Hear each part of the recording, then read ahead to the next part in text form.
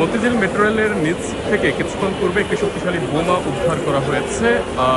পুলিশের bomb disposal unit এসে এটি উদ্ধার করে নিষ্ক্রিয় করেছেন, বিস্ফোরণ ঘটিয়েছেন।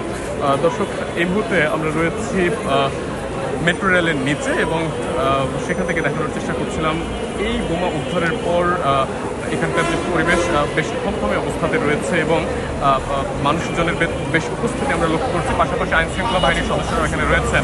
আমি একটু দেখাতে চাই যে ঠিক কোন জায়গাটিতে এই বোমাটি রাখা হয়েছিল এবং কোথা থেকে এটি বিস্ফোরিত করা হয়।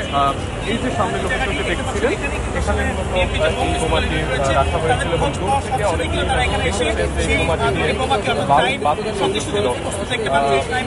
এখানে অনেকেই ছিলেন, বিশেষ করে আনসার সদস্যরা ছিলেন। তারা বলছিলেন যে এখানে লাল লাল বাতি জ্বলতে তারা দেখেছেন এবং পরবর্তীতে পুলিশের বোম ডিসপোজাল ইউনিট এসে তারা এখান থেকে একটি শক্তিশালী বোমা উদ্ধার করেছেন। তবে এখনও নিশ্চিত হওয়া যায়নি যে বোমাটি ককটেল ছিল কিনা বা পেট্রোল বোমা বা টাইম বোমা, এরকম কোনো নিশ্চিত তথ্য কিন্তু এখনও পাওয়া যায়নি। তবে পুলিশ তাদের অফিসিয়াল স্টেটমেন্ট দেওয়ার পরে হয়তো বা জানা যাবে যে আসলে এটি কী বোমা ছিল বা তারা এর বাইরে আর কোনো তথ্য উদ্ঘাটন করতে পেরেছে কিনা।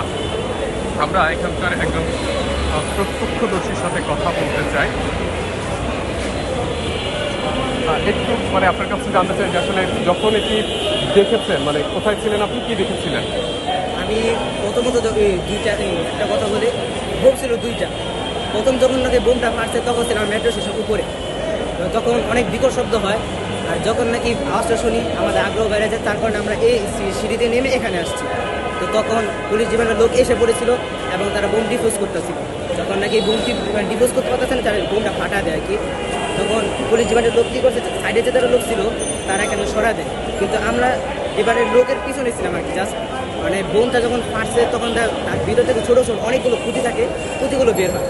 তার কারণে খুঁটিগুলো যখন বের হচ্ছে তখন আমার একটা পায়ের মধ্যে লাগছে, যার কারণে অনেক জ্বলাতন করছে। ঠিক আছে, যেমনটি শুনছিলেন যে যিনি কাছাকাছি জায়গাতে ছিলেন তিনি আসলে কি দেখেছেন ওই মুহূর্তে সেটি কিন্তু জানালেন।